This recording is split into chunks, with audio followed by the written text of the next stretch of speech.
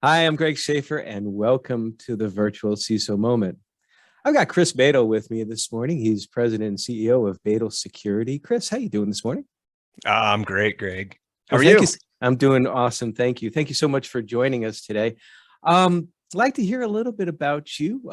Tell us a little bit about how you got started in information security, what you're doing, and all of that fun stuff.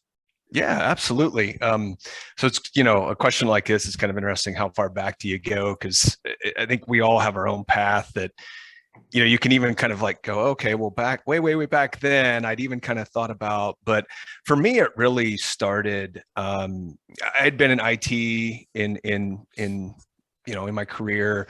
Really liked tying business and IT together. Really thought that it was important that IT served business, and we take that approach with information security as well. But my career really started when I joined a bank, and that was 2007, and was named was the IT manager and the ISO there. And so kind of that dual hat back in the day was a little more okay than what it is now. But um, had to just learn through learn what a risk assessment was and what a pen test was and all those different things, and really just gravitated towards that. And um, my story then kind of takes a little bit of a turn because in 2013 we had an audit going on, and the auditor kind of came in and he started talking about how nice it would be if there was a way to like split up ISOs like myself and spread them out across multiple institutions. And I'm not saying, it wasn't like he invented the ISO that day, because I was very, very curious, or the virtual ISO, but we started, kind of talking about what that was and he said, yeah, it's kind of a new thing, and it's gonna, gain some traction. And Greg, I don't, for me, it was like, wow, that's what I want to do when I grow up. I'm gonna be a virtual ISO. And it took me a couple years to really get anything going. It was like I'd kind of start on a business plan and not get very far with it, or I'd call some other folks in the industry and kind of ask them like, hey, what do you think? Could this be a thing? Will this work in the banking industry? And some people would say, yeah, that sounds kind of neat, Chris. And some people would go, Chris, you're crazy. The FDIC is never going to allow it. The OCC is never going to allow it. Like go find something else to do. But there was just this constant underlying desire and calling for me to do this and figure this out. And so 2015 started my company, Bedel Security. It was just me, hung a shingle up and kind of just tried to see where it was going to go. And what's been really fun is in the last 7 years, I've seen the company grow. But more importantly, I've seen the concept of the virtual CISO grow. Like I've seen it mature, and what's really exciting about this space is it's not a crazy fad anymore. It's a real deal. And we can talk more about where I think that map's going to go from the concept in general, but just really excited about where things are right now. We're a team of 9. We work exclusively in the financial institution space, so banks and credit unions. We have customers all over the country. We really do it in a virtual way, meaning we don't need to be on site to do what we do. And again, just excited about where the company's going, the opportunities that we have in front of us, and yeah, just excited about virtual CISO in general too. That's awesome. And there's so many things that I can relate with. I think the first thing that I can relate with is this whole idea about what am I going to do when I grow up? And I think I want to be the Joe Rogan of information security podcasting. That's what I'm going to right now. But I love that aspiration. and I'll get I don't know how far on, as far as like guests go, but I want to know what guest number I am when it's all said and done. So I'll be able to say, yeah, the Greg Schaefer show. Yeah, I was guest number whatever. I think you're number 6 so far, and nice. I'm booked out through mid-July right now. It's really gaining traction. For the most part, when I ask people, they want to come on and we talk, we have fun. And you talked about the virtual CISO space, which of course, I do the same thing. And I don't consider us competitors. I consider ourselves, we are enhancers of each other. We help each other out. Yep. And the virtual CISO space, it has matured. But one thing that I've noticed, I like your take on it, is that it seems like that in some instances, maybe we're seeing a little bit of a saturation of the market, and that there's practitioners like you and myself who actually started out doing the security officer work.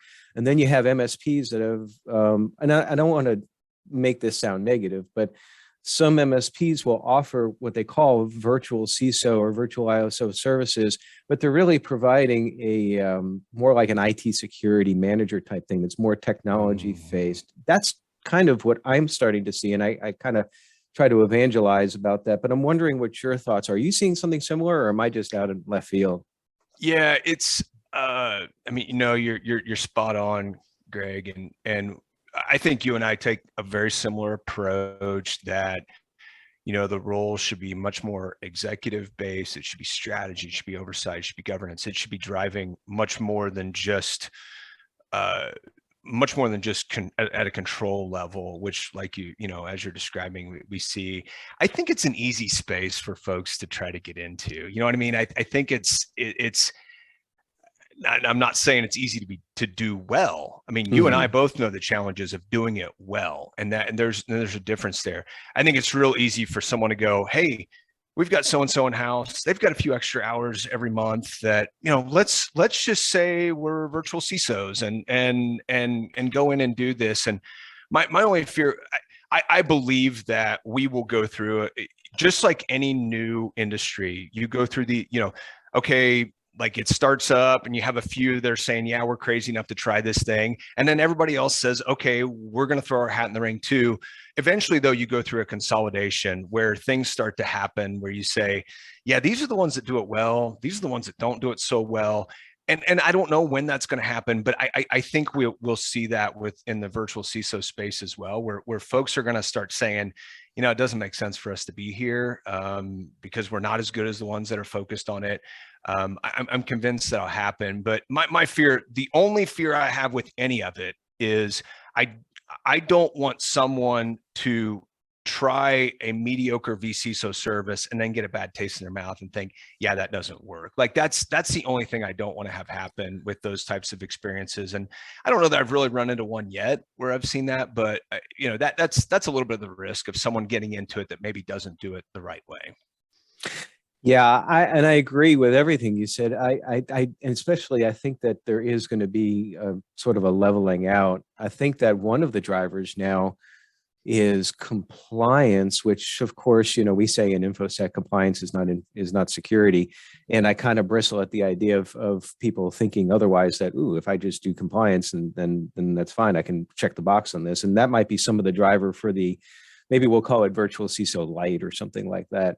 Initiatives, but it's kind of funny in two ways, in that the compliance sometimes is a pathway into folks understanding, oh, I really got to beef up the security program. But also, you mentioned in the beginning, I have a banking background too. I was a bank CISO before going out on this endeavor. And you said something about along the lines of the FDIC or the NCOA or the OCC. They might not really like the idea of you having a separate part-time person coming in, a consultant. But actually nowadays, it seems like that those agencies are actually recommending it to their institutions, the smaller ones that have maybe like less than $1 billion in assets. You seeing something similar in that space? Yes, I absolutely. Auditors, examiners, both are going to institutions and saying, look, there's no way you can have someone in house that's going to do, our thing is, we say, an ISO or a CISO needs to be independent, and they need to have the expertise. And if you can achieve that in house, great, go for it. I'm probably not going to add a lot of value to your situation, but Greg, you and I both know that a lot of organizations, small businesses, community banks, community credit unions, achieving those two things, the independent and the expertise, that's hard to do. And so, same thing with us. We're seeing auditors and examiners both going in and saying, hey, look, this is the easiest way that you're going to achieve this. And absolutely excited for that as well. And I think it's right. It sounds self-serving for me to agree with that, but from a big picture, I think it is the right recommendation for some of those institutions. Yeah, and one other thing that it does as well too is that if you go in and you provide your virtual CISO services to the organization, you can also act somewhat as a mentor, not only to the IT security folks, that they have more of an understanding now. Okay, I know I've been doing all these controls, putting in these firewall rules and so forth, but now I really get the reason why. But also from enterprise risk management, because financial institutions, as you know, they're very mature in risk management. What is it, 8 different risks, liquidity, all that different risks and all that, which I could never rattle off, even though I lived banking for a while. But the understanding that information security not only is an operational risk that falls underneath ERM, but also is almost in its own space of itself, that there's that mentoring capability as well. Would you agree? Yes, absolutely. And we've even taken on some mentoring engagements as well. We listed as a service on our website. If someone is coming in from outside the banking industry, for us, I mean, that's one where, just kind of understanding the nuances of the industry, or maybe maybe they're on the technical side, but the risk management piece, absolutely coaching people through that and helping them understand that is another great piece that a virtual CISO can bring to the table. I mean, a virtual CISO, if they've been in the industry for a while, I mean, had this conversation, I don't know, it was about last year, and just talking about the concept in general and some of the advantages of it. I mean, if you think about it, as a virtual CISO, you've seen multiple institutions, multiple programs that have cycled through. It's like you get to see things, things are cycling through a lot faster than what someone in-house, where they get to see an information security program go through one time, once a year. Whereas if you're managing 8 different institutions, you're seeing it cycle through 8 times every year. And so what starts to happen there is there's just a lot more experience that starts to happen very, very quickly. And to share that, I think, is absolutely invaluable and imperative in the shortage of people that are out, this supply and demand issue that we're with, and in just the talent pool, and then just even in general, just securing our society and our nation. I think that mentorship thing is going to be really, really important in now and in years to come. Well, I really wish that you were around in 2012 when I started as a bank CISO, because I came from government and from higher ed, and I walked into this bank stuff. I mean, I had no idea like what teller row was. Yeah, I knew what an ATM was, and I knew what money was, and I like money, and then that was about it. But there was a whole learning curve there as well. What do you think is a real significant threat to the because you obviously will serve smaller financial institutions who don't have the need for a full-time CISO. So probably, I'm going to guess, less than $1 billion in assets, or $2 billion maybe. But what do you see as currently the most significant information security threat to those businesses those banks and credit unions that you work with? I mean, I think that I mean, I got to be careful here. I think the banking industry does a fairly good job when all things considered. When you take into account a lot of the other industries that are out there. I think they do a fairly good job at just kind of understanding the pieces that are out there. I mean, end of the day, the people are there's still a lot of training that needs to happen, a lot of understanding that needs to happen. That's number one for me. I think the other thing that we have to be careful with, and this almost sounds like I'm gonna like almost throw the thing on its head from a threat standpoint, but I did a blog post on this about a month ago. One of the things that can sometimes irritate me is just the sensational, like the media, how they like to sensationalize threats, and how sometimes I feel like we're sending the wrong message with that.